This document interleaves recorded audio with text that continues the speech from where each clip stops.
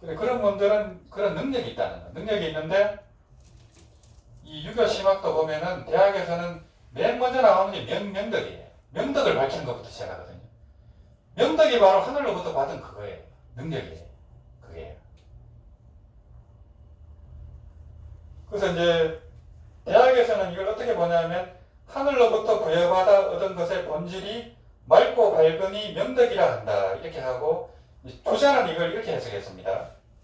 명덕이란 하늘로부터 얻은 것으로 허령불매하여 텅 비고 신령스러워 어둡지 않다. 이렇게 했어요. 불쌍하고 똑같잖아요. 허령불매하여 묻이치를 갖추어서 구중리하여 만사에 응하는 것이다. 응만사자라 이렇게 했어요. 그러니까 이 명덕이라는 것이 진공노래하고 똑같습니다. 뜻이. 공정영지하고 똑같고요. 그러니까 이제 그 도학에 통한 분들은 그런 능력이 나와요. 그런 예시력이 있고 또 어떻게 보면 방술이잖아요. 어떻게 보면 술법인데 그걸 다 쓴다는 거예요.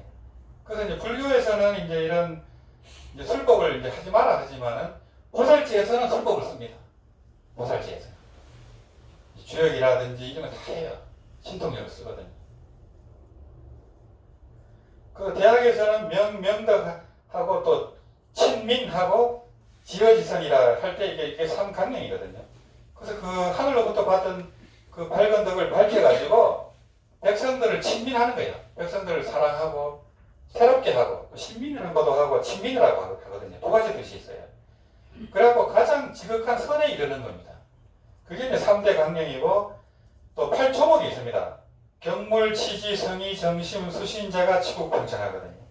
처음에는 3분의 이체를 이제 공부해가지고 깨달아요. 치지에 이르고 또 그 뜻을 정성스럽게 하고 또 정심, 그 마음을 바르게 하고 그 다음에 이제 수신자가 치국평천하예요. 이게. 그래서 이제 그 유교 심학도 제대로 공부한 분들은 굉장히 이유가 있습니다. 그걸 제대로 안 했을 때 이제 뭐 엉터리 양반 행사를 하는 거죠. 그래서 이제 유교의 목표는 내성외양이거든요. 그래서 이제 안으로는 자기 심성이 성인의 경지에 이르고 밖으로는 실적인 어떤 통치력을 갖는 겁니다. 그래서 내성외양인데 공자님도 이제 외왕은 못했습니다. 내성은 이렇지만 성인은 돼갖고 죽은 뒤에 왕으로 추증이 돼요. 죽은 뒤에. 그래 왕으로 추증이 됐고 태계 선생은 정성은 못됐지만 사후에 영의적으로 추증이 됩니다. 사후에. 그렇게 추증이 됐고요. 그래서 그런 이제 도산서원이라든지 이런 데는 그런 이제 그 에너지가, 그거는 맑은 에너지가 그렇게 모여있고, 그러니까 지금까지도 남아있고, 또 세계 유산도 되고 하는 이유가 그냥 거저 되는 게 아니다. 이런 이제 생각이 많이 들더라고요.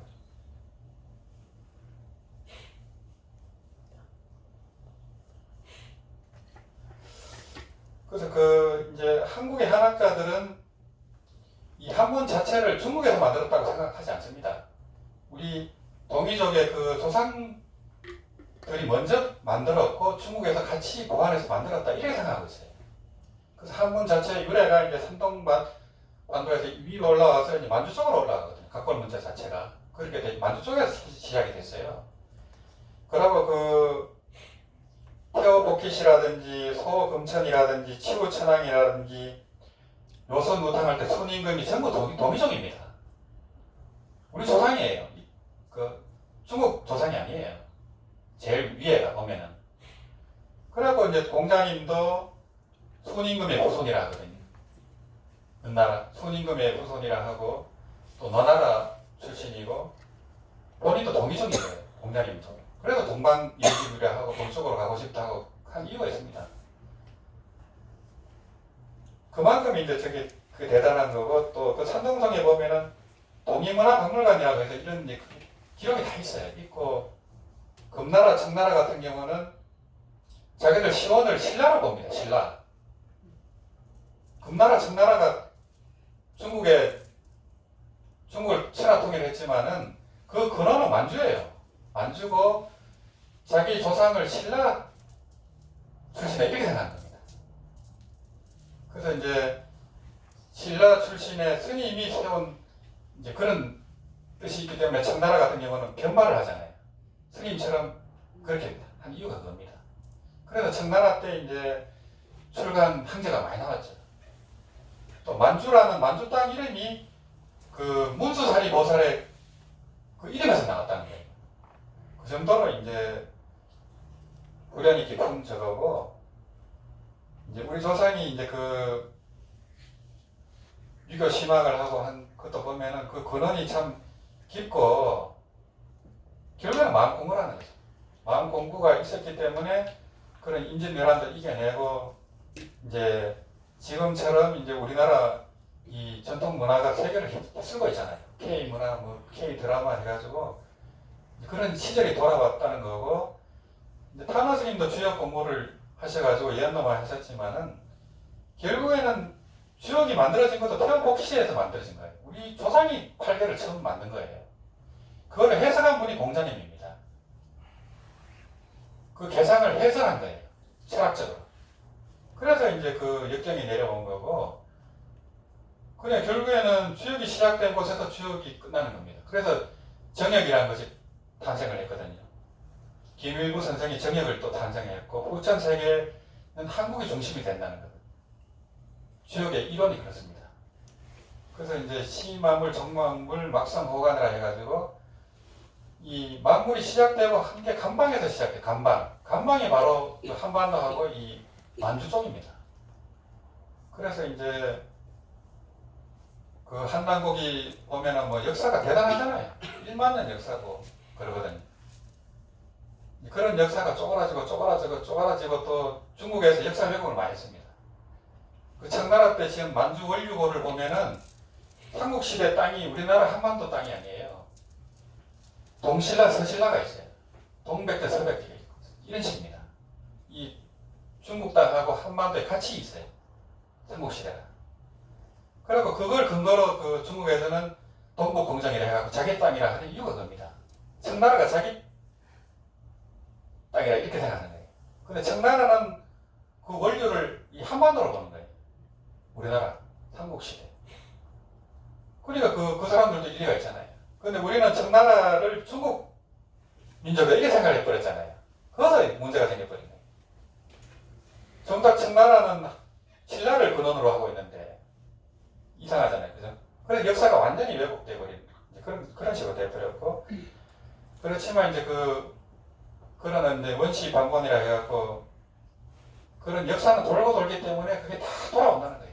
그래갖고 지금 이제 한국이 세계 중심지로 지금 이상하게 그래 되잖아요. 우크라이나 전쟁 하면서 그냥 재래식 무기를 우리가 제일 많이 갖고 있기 때문에 그냥 슈퍼파워가 된 거예요. 미국보다 더 많습니다. 포탄이. 핵무기 빼거나.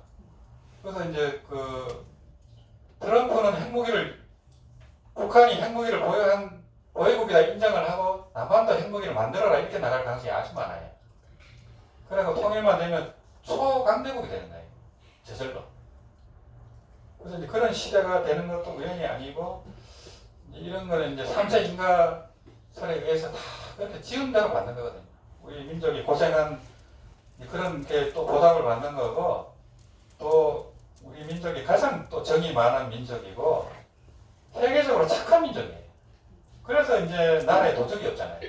전 세계에서 도둑놈이 없는 나라가 한국입니다. 밤에 다닐 수 있는 거의 유일한 나라입니다. 그런 나라가 돼버렸거든요. 그게 이제 그런 어떤 옛날부터 그런 예절 교육이라든지 그런 게 무시 못한다는 거죠. 그런 심선 교육도 그렇고. 그래서 이제 그런 이제 거의 저도 안동에서 태어났지만 초등학교 이후에 나왔기 때문에 잘 몰라요. 그 한갑 다 돼가지고 이제 뭐 공정사도 그렇고 이 돌아보니까 참 그런 전통 문화를 무시할 수 없다 그런 생각이 많이 들고, 그런 이제 불교를 알고 또 그걸 보니까 또 달라 보이더라고. 이게 전혀 달라 보이고, 참 공부 아닌 게 없구나 이제 그 생각도 들고, 그 단풍 구경 나올 수 있다는 게 참 행복이잖아요. 거기 나올 정도만 해도 행복이잖아요. 여기 나오는 것도 큰 복입니다. 여유가 안 되면 나올 수가 없잖아요. 시간적으로도 그렇고 뭐 마음적인 여유가 있어야 나오지. 그런 어떤 감사한 마음을 가지고 이제 우리는 이미 아미타불을 만났기 때문에 걱정할 게 하나도 없습니다. 그런 어떤 천명주의 성이거든요. 하늘로부터 받은 그게 바로 성품입니다. 원래 성품이고 그 설성주의 도라 해갖고 그 성품을 따르는 게 바로 도입니다. 그래서 이제 불교나 유교나 크게 다를 바는 없어요. 근데 더 이제 불교가 가장 깊이가 있고 도교보다도 더 깊이가 있죠. 그래서 이제 우리가 가진 그 명덕인데 그 불성자이잖아요. 본래 면목이고 무량강, 무량수, 무량각의 자리거든요. 그래서 그 자리가 무한한 생명의 자리고 또 자비강명, 지혜강명의 자리고 거기서 우주 창조가 다 일어나요. 양자역학에서 말하는 거기 모든 에너지가 거기서 다 나오거든요. 거기서 빅뱅도 일어났고 시간과 공간이 다 벌어졌거든요. 그래서 그 자리에 그 에너지를 쓰려면은 아미타불을 하면 됩니다. 아미타불을 하면 그게 깨어나는 거예요. 그게 그 힘을 쓸 수가 있어요. 공덕을 쓸 수가 있고. 그래서 그런 어떤 수혜 선생이라든지 이순신 장군이라든지 이런 분들은 그게 된 거예요. 그게. 그러니까 그게 어떤 주역의 힘이라든지 그런 걸 떠나서 그런 간절함이잖아요. 간절함과 정성과 그런 나라를 구하고 백성을 구하려는 그 자비심에 의해서 그게 되는 거거든요. 그냥 되는 게 아니고 다 아다리가 맞으니까 백전백승 하는 거잖아요. 전 세계에서 최고의 장군입니다. 이순신 장군. 전 세계 장군들이 존경하는 장군이 이순신이에요. 그러니 이길 수가 없어요. 그게 천지신명의 어떤 도움이 없으면 될 수가 없어요. 그게. 그래서 이제 우리나라에 그런 세종대왕도 그렇고 그런 보살들이 많이 나왔다는 그 생각이 들어요. 아, 이분들이 보살이구나 이런 생각이. 그래서 이제 유교 양명학에 보면은 왕양명이 창제를 했거든요. 완전히 불교입니다. 유교의 탈은 불교예요. 양명학이. 근데 양명학이 우리나라 조선시대 못 돌았습니다. 그래서 그게 너무 아쉬운 거예요. 근데 왕양명이 금상대사의 호신입니다. 선사가 다시 중생교화하려고 유학자가 나온 거예요. 왕양명으로 와서 깨달았는데 100만 대군의 장군이자 정성이 되잖아요. 그래야 그 중국 사회를 얼마나 교화를 했겠어요. 그래 명나라 양명학이 그냥 중국을 먼저 휩쓰잖아요. 그게 우리나라에 들어왔어야 되는데 이제 못 들어왔는 거죠. 되게 아쉬운 문제. 그래 되다 보니까 조선시대 때 불교가 핍박을 당하고 그냥 굉장히 미축이 돼버리는 이제. 그러니까 일본한테도 그런 능력을 당하고 그래 돼버렸습니다. 그래서 그 양명학이라는 게 사실은 불교입니다. 그래서 그 명덕의 자리가 바로 양지양능의 자리거든요. 원래부터 다 알고 있다는 거예요. 원래부터 그 능력이 다 있다는 거예요. 애들이 뭐 가르치지 않아도 다 걷고 막 움직이고 다 먹고 하잖아요. 저절로 그게 다 있다는 거예요. 불성이 있기 때문에 우리가 살아가는 것도 그렇고 생각도 그렇고 망상도 그렇고 존애를 하는 것도 그렇고 전부 그 자리에서 다 하잖아요. 그 자리에서 그냥 모든 게 이루어지기 때문에 못 계신 분도 그 불성에 의해서 살아가거든요. 전부 깨달음의 나쁨이에요. 그래서 이제 보거든요. 일체 현상이 전부 깨달음의 현상입니다. 사실은요. 그런 도리를 이제 알고서 가면은 훨씬 더 자유롭죠. 그래서 있는 그대로를 수용을 하고 일단은 감사를 하는 게 좋아요. 감사를 해야 이제 그 불성의 에너지를 받습니다. 항상 감사하는 마음으로 이제 또 하고 또 기도를 구하든 왕성을 구하든 하나 구하는 마음은 없이 하면 되거든요. 구하는 마음이 없어야 무한무심이 돼요. 그래야 아상이 발동을 안 하거든요. 그래서 다급하고 이런 건 좋지만은 연구를 할 때는 맡겨버려야 돼요. 부처님한테 맡겨버리면은 그런 공약관 불사를 할 때도 부처님 이러니까 부처님 알아서 하세요. 이렇게 나가버려야 돼요. 그러면 겁이 안 나잖아요. 근데 그게 인간적으로 생각하면 아이고 그거 돈 한 달 만에 못 구하면 대출할 데도 없어요. 대출이 하도 많아갖고. 그러니까 이제 부처님한테 맡기면 저절로 안심이 돼버립니다. 그게. 그래서 그때 철회하는 날 또 영주 안양원에 덕혜법사님이 오셨는데 우연히 사진을 찍었는데 또 하늘에 또 부처님 형상이 나타났잖아요. 그거 몇 분들은 보셨죠? 그 타이밍에 딱 그거 보이는 거예요. 그거 놓치면 못 찍습니다. 여기 저번에 그 아미자 부처님 모실 때도 이렇게 다리를 건너오는데 하늘에 부처님 형국이 나타났어요. 그 찍을 수가 없잖아요. 운전 중이니까. 그 타이밍이 딱 있어요. 시절 인연이. 있어야 그 사람이 딱 보는 거예요. 그 남아미탑을 석조 세울 때도 그분 눈에만 딱 보이잖아요. 그래서 그분이 또 공약관 불사에 시주를 많이 했습니다. 부처님이 시키는 거예요. 그렇잖아요. 그 한의심이 나니까 그 시주를 많이 하실 거 아니에요. 그래야 되는 거더라고요. 이게 스토리가. 그래서 부처님의 그 계획은 알 수가 없습니다. 그냥 맡겨버리면 돼요. 그래서 이 연불 수행은 자력과 불력이 완전히 하나가 되기 때문에 굉장히 또 수승한 거고 또 깨달음도 얻고 왕생도 보장이 되고 가기만 하면 불대전지 보살이기 때문에 그래서 이제 뭐 영명현수 선사님처럼 정토성 제6조 스님처럼 그런 거는 뭐 호랑이라 하는데 뿔 달린 호랑이입니다. 호랑이가 뿔까지 달렸으면 천하무적이잖아요. 천하무적입니다. 그런 분들은 상품 상정이고 그래서 우리가 이제 뭐 이 경전 독경할 때도 뜻을 좀 새기면서 해야 됩니다. 무량수행도 그렇고 이 아미타경 정토 참법도 그렇고 독경할 때 그 뜻을 새겨야 돼요. 그래야 문자 반야가 이제 간조 반야가 되거든요. 문자지만 간조 반야를 일으켜야 돼요. 그러면 깨달음도 오고 언젠가는 실상 반야가 현현하거든요. 이게 전부가 실상이에요. 항상 그대로가 실상이 될 거예요. 그 도리가 이제 전혀 깨달아서 가야 돼요. 생활 속에서 또 응용이 되고 그래서 이제 우리가 이제 이 무량수경 48장 독경할 때도 그게 법장 비구의 발언이지만 이게 내 발언이다 이렇게 생각하셔야 돼요. 내 발언이고 내가 법장 비구하고 만나는 거고 석가모니 부처님하고 만나는 겁니다. 바로 법문을 듣는 거고 또 간정을 받는 거고 지혜를 전수받는 거기 때문에 그렇게 생각하셔야 돼요.